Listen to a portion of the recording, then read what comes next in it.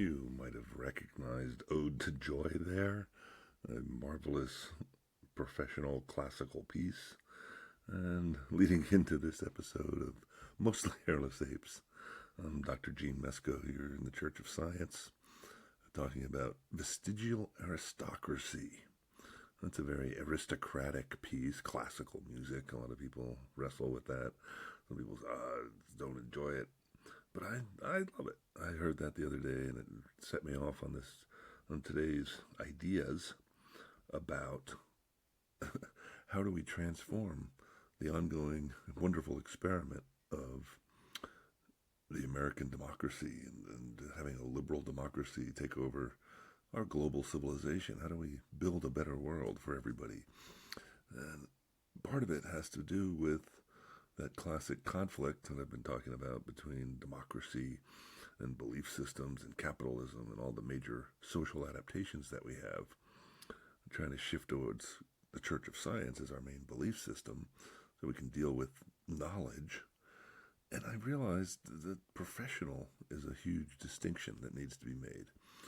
I talked last time about the family and extending the family to a legal structure and getting everybody linked to a family is an important social component. It's hard to make it through life on your own. And if we have backup, if we have support, we can go a lot farther. We can do a lot more things. We can be more efficient. That's really one of the themes of life. I mean, going back to prokaryotes, to eukaryotes, to multicellular organisms, to different organ systems, different branches of the family tree, adding specializations increases efficiency, minimizes entropy. That's the basic formula for evolution. You latch onto information, you experiment with mutation, and then you get selection for what works. That's what natural selection did for billions of years for life on Earth. And then humans evolved this weird trait we call consciousness, this awareness of self that gives us some ability to choose. We can suppress our hormones and work around our biases and actually think about a situation and objectively activate those neural circuits to say, hey, what's a better choice? And in my mind, we've gotten it down to different belief systems. And obviously, I've been preaching for the Church of Science to take the lead on that. But then we still have capitalism and democracy as our government and economy systems trying to control things. And the Cold War told us that capitalism, as a free market system, as a decentralized economy, works much better than a centralized economy, as was promoted by the socialist communist states. Because the bottom line is, we're operating from ignorance again. This is what science tells us. Science tells us that we don't have all the answers, but if we go through the process and use the right methods and sort the data and look for patterns, we can find things out. We can generate knowledge. We can find out how the universe works. And the way social systems work is you have to have balance between the roles of all the different components. Just like an organism has to balance functions for kidneys and livers doing waste and nutrition management. Just like a eukaryotic cell distributes DNA in the nucleus and ribosomes out in the cytoplasm, you've got division of labor, which increases efficiency. And we do the same at the social level. We get people specialized. And when we get somebody who's really specialized, we call them a professional. You profess that what you do is important. That's being a professor. It's one of the things I've run across over the years. So, a professional gets the job done. That's the problem. You don't mess with the special investigators. If you're a Jack Reacher fan, the whole idea of being professional is a really nice way to run the economy. I don't know how many people out there have had a situation like this, where you call up a contractor and you talk to him about getting some job done. You might talk to several and hopefully get some different quotes and maybe even talk to some references. But you still end up with a leaky roof after they've supposedly repaired it. Or whatever other variation on that theme. But it's a matter of how professional are those individuals? How good is their work? And that should be the standard for the market, actually. That's the problem with capitalism. With a free market, if it's unregulated, you can get taken. Because true free market capitalism is really not much different than biology. It's saying, hey, if I can make a deal, if I can get a win by gaining an advantage somehow, and if that involves fooling you or tricking you or lying to you or cheating you, it doesn't matter if I walk away with more cash. The orange parasite can tell you all about that, because that's one way to do business. You can have over 3,000 lawsuits filed against you, and still come out on top because all you're worried about is the bottom line, generating cash flow. And that's really what biology does. Biology does it with energy and matter, and just says if I can get more resources. And that's really what the economy is. The economy is how we socially choose to distribute our resources. And if we want to have a capitalist system where we say, oh, if you're better at something, you should get a few more resources.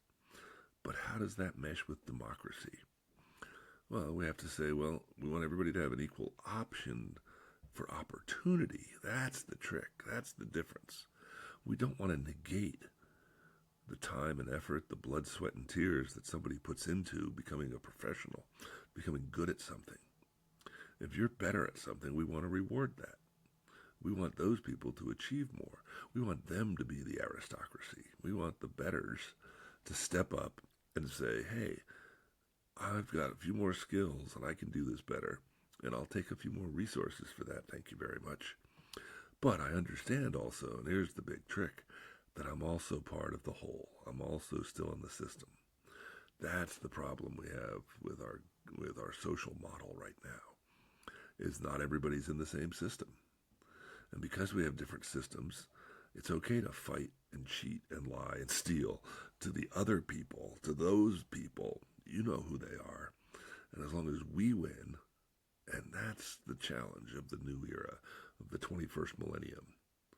We are in the verge of a global civilization. We've got a global economy. We have global communication, but we don't really have a functional global government. And if we're going to do that, if we're going to somehow manage the planet that we've become the alpha predators on, we have to figure out how to balance it out. And everybody seems to like the idea of democracy. And the one thing they don't like about democracy is if it's not done fairly. And hence, the aristocracy becomes the problem. And I titled this episode with the vestigial component. If a vestige of something is the leftover, is the remnants.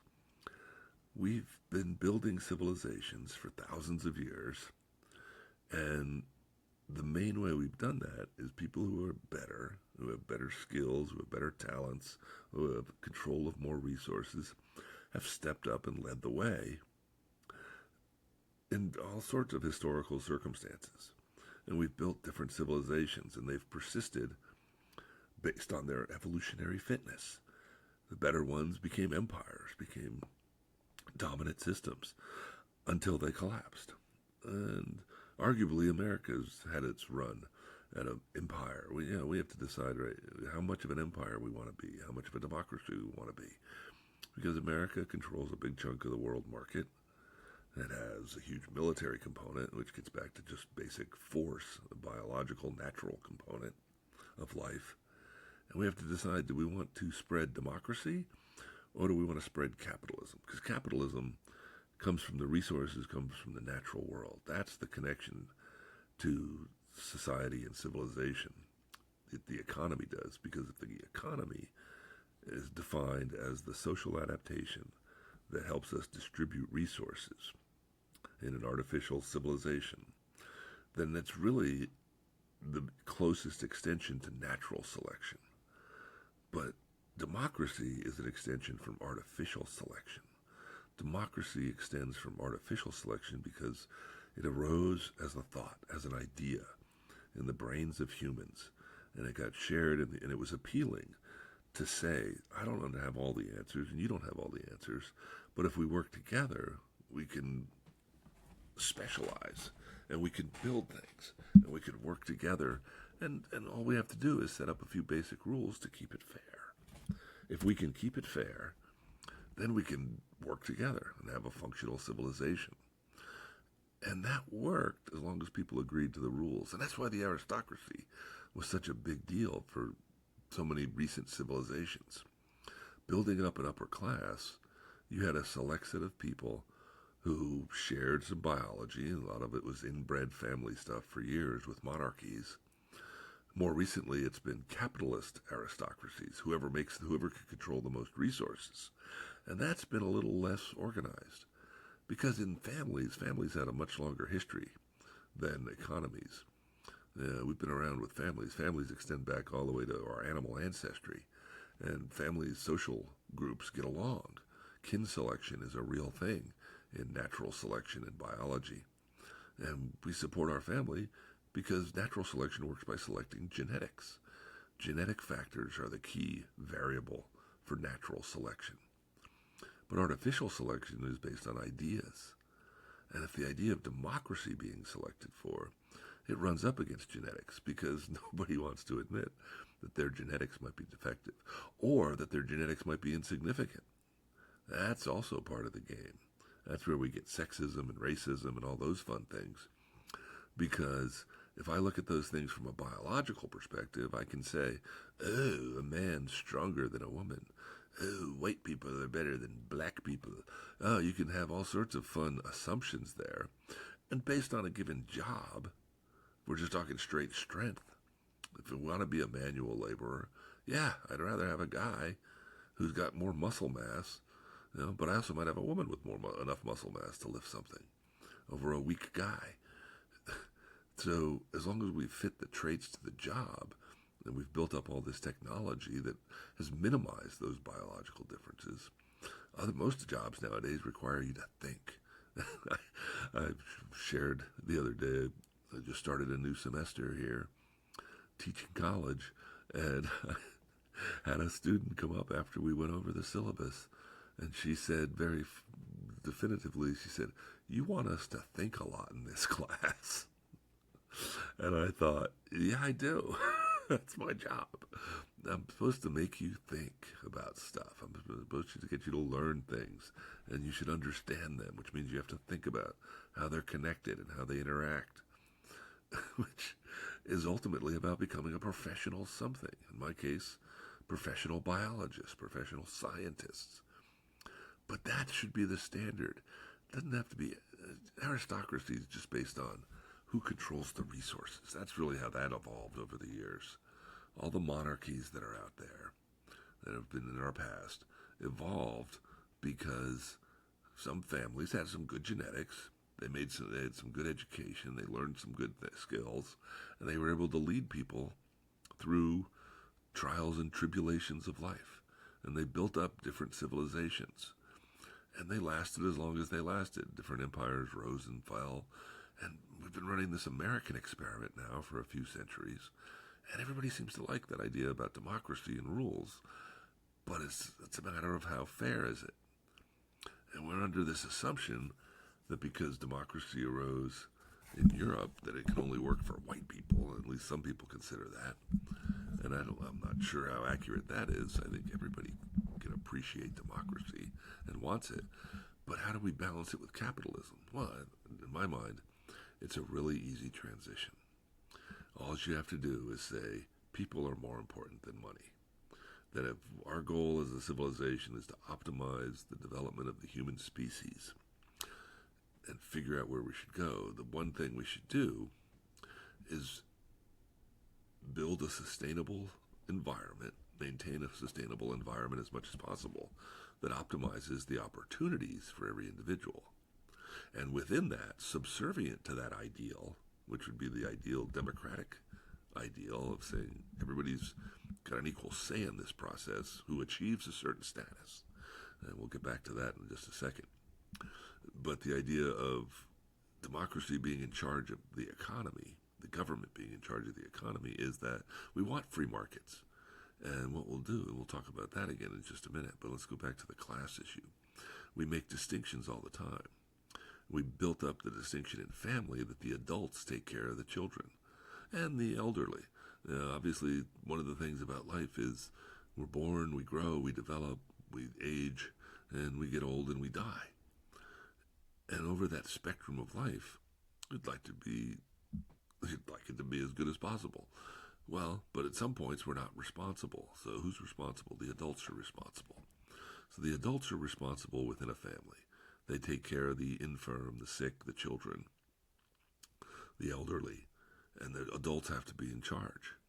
So we extend that to the civilization as a whole, and we say, oh, the adults have to be in charge, but for any given problem, we should leave it to the professionals. If we want to start doing more advanced things other than just maintaining our homes, we should leave it to the professionals. And I know plenty of us like to think of ourselves as being handy.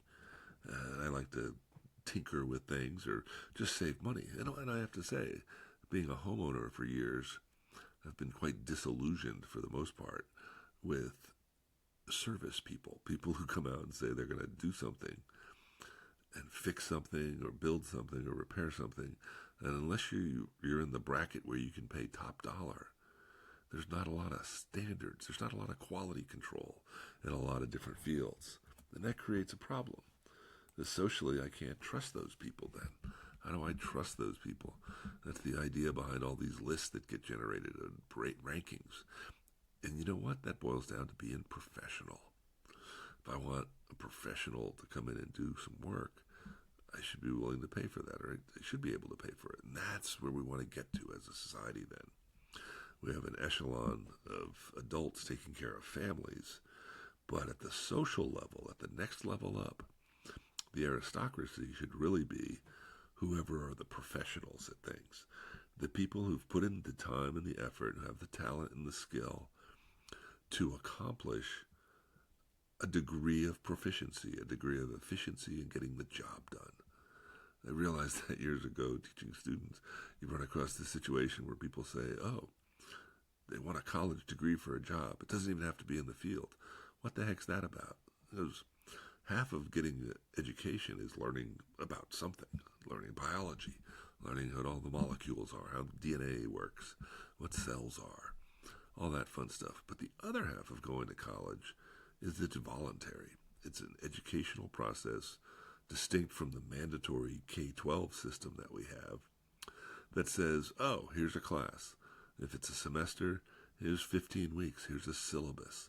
Here's a set of directions of what we're going to cover and that I'm going to test you on, and you have to show me that you can learn this, that you can do all these projects, you can do whatever it takes, and we're going to grade you on that based on the professionals who are looking at you. And the goal is to create another professional, to create someone who can say, oh, this is what we need to do. All right, I can get the work done. That's the difference between a professional employee and a salaried employee, somebody who has to be managed. A professional gets the job done because they understand what the job is, and they have the skills and the ability, and the incentives are appropriate. They get paid what they're worth, and those people are really what make the larger society work. You can work within a family, and the adults do what they need to get by, and a lot of that doesn't get paid. So there's the crux of the matter. The aristocracy shouldn't be based on just who makes the most money. It should be about who gets the job done, who's not who's the fastest talker, who's the slickest guy in the room. We should talk about who are the professionals. And if our government actually ran like a scientific organization, we wouldn't be voting for people. We would be voting to fix problems. I don't know how many of you are familiar with the scientific process in terms of how it works as an economic entity in our country and in other countries as well. But if I was going to be a scientist and I wanted to make a living at it, I would go to an agency with money. I would go to somebody who had some resources. And the government funds over half of the research in the country. And they would say, yeah, the people want this problem fixed. We want aging fixed. It's an area where I did some research ages ago. Other people might say, oh, drug addiction's a problem.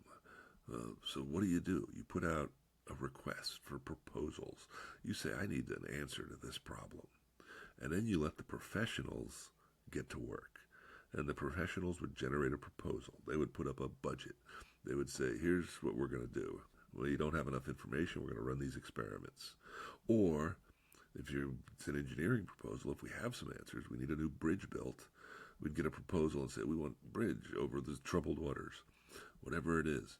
And people would put up their bids, and you would look at them and you would say, oh, all right. And then we'd vote on that. We would vote on the process, fixing the problem, and give them a deadline. And if they get the job done well, they're eligible for more money down the road. We shift our economy towards solving problems. That's what we should do. And that's how we can build a government economy from democracy.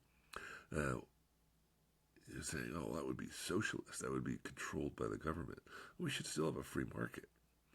But that the only part of the economy that should be controlled by the government is what we would define as wants versus needs. Now, one of the things that happened, like utilities.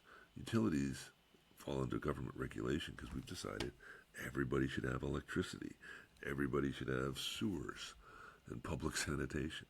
So, in a given government setting, a given level of organization, we have some rules about how you can run the economy for electricity production or communication or transportation.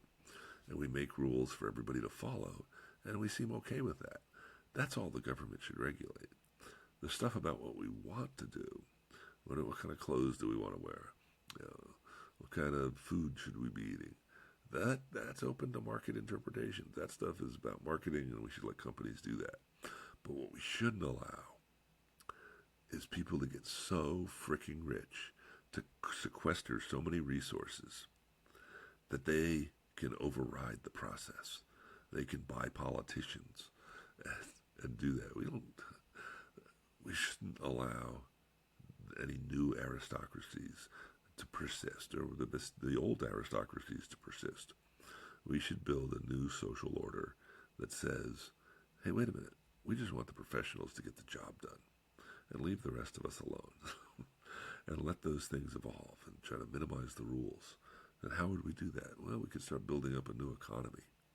We could move away from this ownership problem, because one of the big problems is if we say that people are more important, and we said we want to build the economy into two segments. We want to say leave the economy alone except for what we need. The only thing we should vote on is what we need. We need food and shelter. Everybody should have a home. So we should gear that part of the economy towards sustainability and say, what do we want to build? We want to supply enough energy for everybody. We want to have transportation available so that you can go to school, you can go to work, and you can grow and develop into a better human. And how do we do that? Well, we have to change the economy, and we have to shift away. Maybe we need to create a new currency. Maybe we need to call them, I don't know what we'll call it, Zolzars. There's not enough Z words out there. And if you started recording the part of the economy that's actually important to you, the money the effort that goes into maintaining a family, the repairs that get done, the growth that you really want, as opposed to stuff that doesn't seem to affect you. And that actually affects things like national defense. If you actually looked at the budget and thought, how much do Americans actually spend on maintaining our empire? How much do we put out for the military? How many trillions of dollars do we spend on that? And why do we do that? Because we're fighting over energy sources. We're fighting over maintaining access to oil so we can burn more fuel and run our cars. What if we actually shifted to renewables? What if we actually did that and got away from the oil giants and we got rid of those vestigial aristocrats who owned the oil fields? We struck a deal with all those Arabs in the Midwest, or in the Mideast, excuse me. Well, Midwest too, the Americans who all have those plains. If you actually understood old geology, you'd appreciate that the plains, the Midwest of America, is actually an old ocean bed. There's lots of dead things that are down at the bottom of it. That's why there's oil in Oklahoma and Texas and all those places, because that used to be an old ocean seafloor millions of years ago, similar to what went on in the Middle East. So certain places have access to oil And people who happen to be occupying the land above that have made themselves amazingly rich because everybody wants energy. But because we need to share the resources of the planet, maybe we need to change the rules. And that's where we need to go with life. We need to say, we don't want an aristocracy anymore. We want a democracy. And as has been said before, democracy is the worst form of government except for all the others. We need to build this type of national system and an international system. We need to get beyond our nation states and stop fighting each other and stop wasting so many resources fighting each other and work on growing better humans, improving education, improving healthcare.